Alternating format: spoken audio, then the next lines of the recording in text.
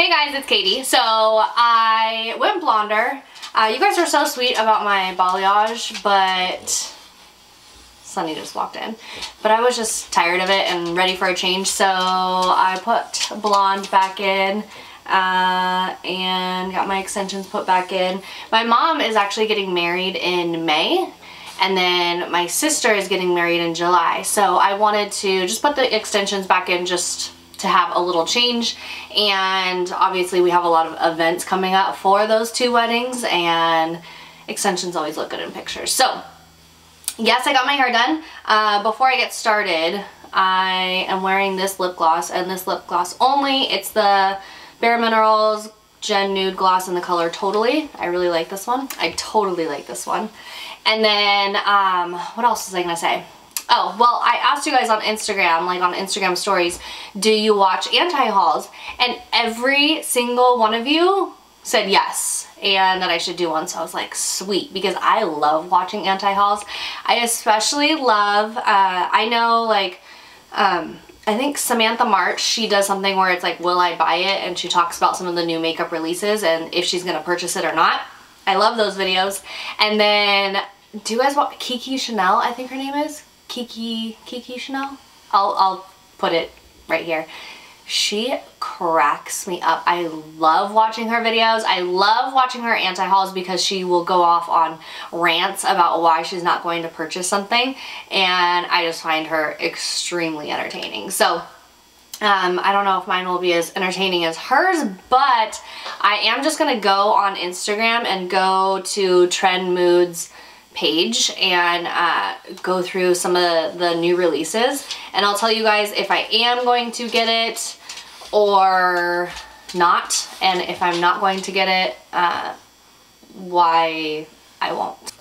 I see something for Morphe and Laura Lee, and I know Laura Lee has her own cosmetics line now as well.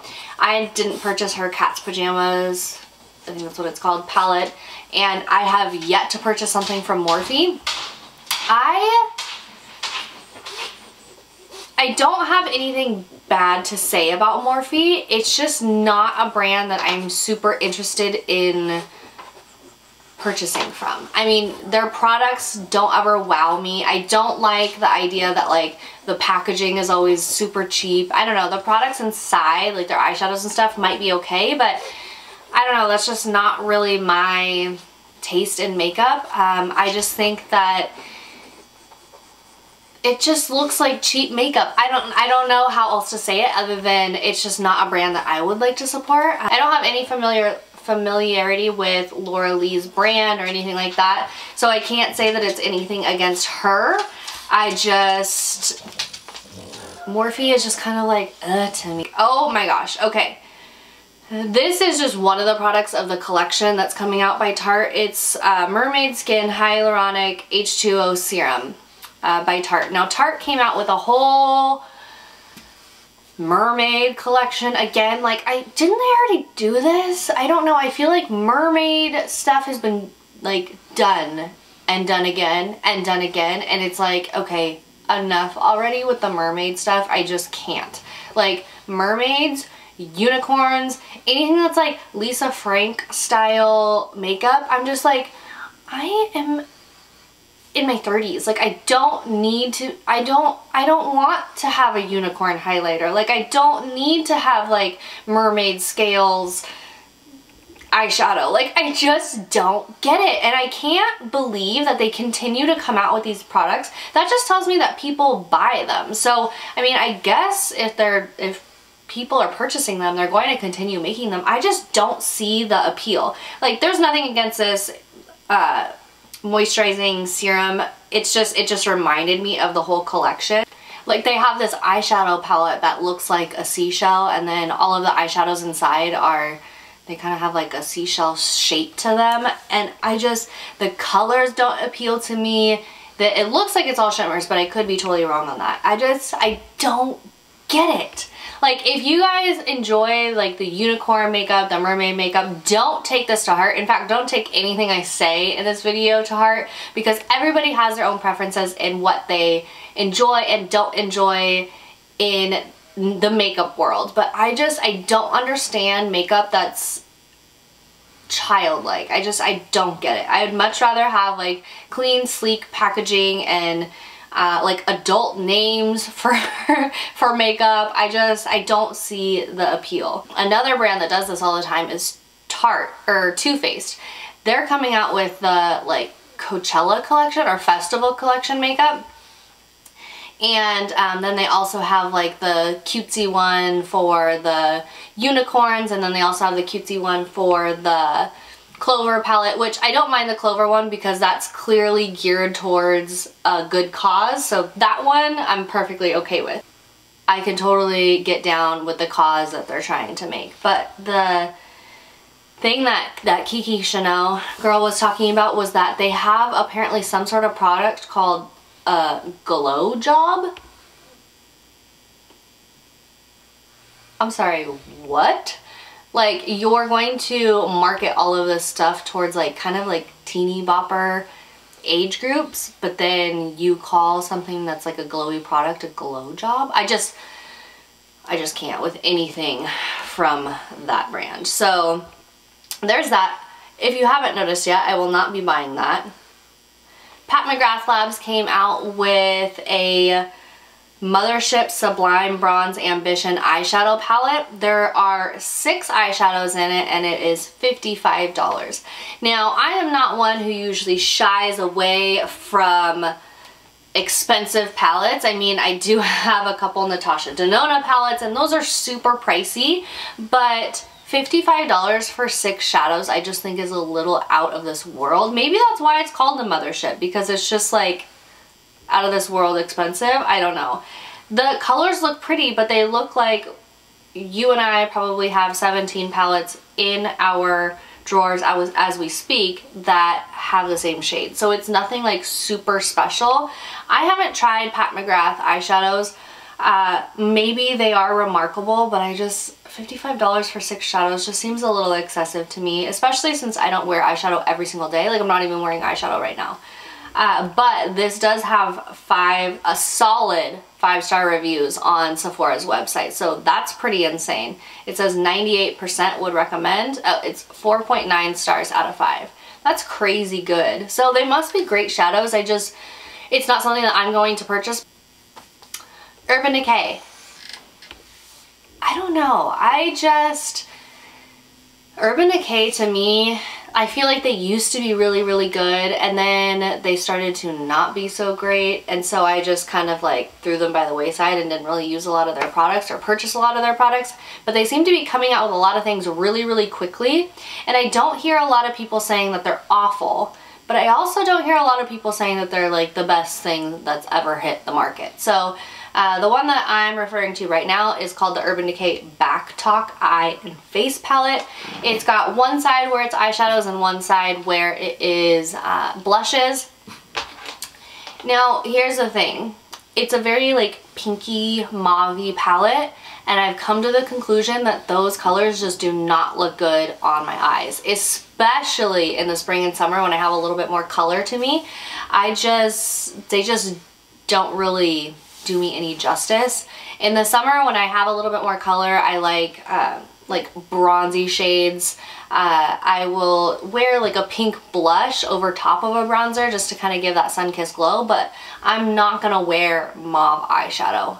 I don't know, call me boring, but I like to wear makeup that's flattering for me. Like, I'm not gonna wear a lime green eye because I feel like it. I like to wear makeup that I feel pretty in, and to me, I already know that these colors are not colors that I would feel pretty in. So I would definitely pass on that.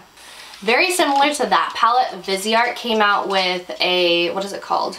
The Tryst eyeshadow palette. It has pretty similar colors to that Urban Decay palette, so again, not flattering on me at all. I don't know what it is about these colors, but they just don't really do anything for me. I'm plain when it comes to my eyeshadow. I just like it brown. But Viseart has great eyeshadows, so I can't say that this, like, I have experience with those shadows and I know that they're probably amazing. It's not something that I would want to spend my money on. they're not colors that really stand out to me, although I really do like the packaging. The packaging is like this nice, it looks kind of like a metal top part, and then it's like a nice blush color that says Viseart on it. The packaging is way better than those like neutral matte palettes. I have a couple of those and I like them, but the packaging is just like whatever. So Viseart, sorry, nope, not gonna do it. Anything from that festival collection from Too Faced, not gonna do it. I don't even know what to say about that. Here's another thing, Glam Glow. I actually like Glam Glow's face mask, the white one. I like the blue one even, the moisturizing one. I like the purple one, the silver one. I really like, I just got a sample because of my birthday of it was the birthday gift, the Glam Glow Nude Glow Illuminating Moisturizer. I really like that. But then they come out with Glam Glow times My Little Pony glitter mask.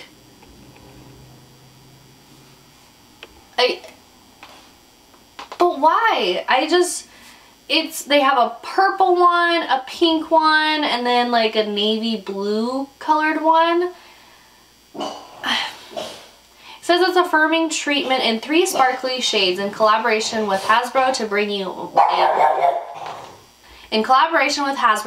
a My Little Pony magic and masking experience. I don't care what it looks like. Glitter on your face, weird? No, that's not a good idea. And the second thing is like, My Little Pony, like again, how old am I? I don't need to be, no. I don't need My Little Pony masks. Like that just, you're charging $59. Oh, it's only $59. Most of their masks are $69. You're charging $59 for a mask that looks like it is made for a child. I feel like it defeats the purpose of having like more luxurious products. Like, I just have no words. I don't know. Anastasia Beverly Hills Amrezy highlighter. I haven't been like super crazy with highlighters recently, and I have so many that I'm just like, I don't need another one, but I could purchase that Amrezy highlighter. It's just not something that I'm going to purchase right now. I don't think I've told you guys this, but I've been on a super strict one in, one out rule in makeup. I have not purchased makeup, guys. I don't think I've purchased any makeup since January, unless it was something that I ran out of. So that's insane for me. But I'm just trying to get like a better hold on that. Like, I don't need 17,000 highlighters. It's just not necessary, and it's so wasteful. So it's been good for me because then I don't just rush out and purchase every single thing that I see releasing, and it really makes me stop and think about it. So what I'll do is, you know, if I really, really want a new foundation, I gotta get rid of one that I already have, or I have to use one up that I already have. So that's helped me a lot in terms of not being wasteful when it comes to makeup. So Amrezy palette is actually like, or highlighter is actually a possibility. Okay, so Fenty Beauty is coming out with, what are they calling it? Fairy Balm and Body Lava. I'm extremely intrigued by this. I didn't put any on today, but usually I'm pretty good, like when I'm wearing like a shirt that shows more of my décolleté, I'm pretty good about putting on like some sort of highlighter or a lotion or something just to make my collarbone and shoulders pop, but I didn't today. Oops. But I'm pretty excited about this. I think it looks really pretty, and I used to have a Josie Maran liquid highlight that was supposed to be for the face, but I never used it for the face because it made me break out. So I used it as like a body glow, and I just went through that. So because of that, I think I actually might get this Fenty Beauty thing. How could I forget to talk about this? KKW times Makeup by Mario. I have the Makeup by Mario and Anastasia Beverly Hills palette that he did with them, and I love it. I love his work. I think he's adorable. I think he's an amazing makeup artist, and so I trust that anything that he would sign his name to would be amazing, and I would probably like it, and I'd probably even like this palette that he came out with. But I'm just, not interested in supporting KKW. It has nothing to do with Kim Kardashian. She's beautiful, she's a good businesswoman, it has nothing to do with her. But I don't like buying from brands where, one, it's online only, so you can never go and like touch the product, play with the product, see what it feels like, see how it looks. Two, that you can't return. Obviously, if you're gonna purchase something like that, you're not gonna be able to return it if something happens. And usually their customer service is a nightmare. And another reason is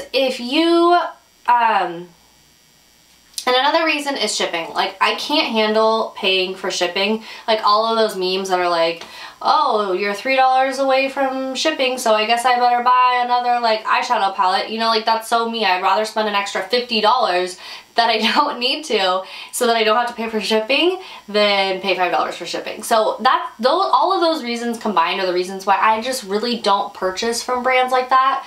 I have never purchased from Kylie Cosmetics. I have never purchased from Kim Kardashian Westline. It's just not something that's usually very appealing to me.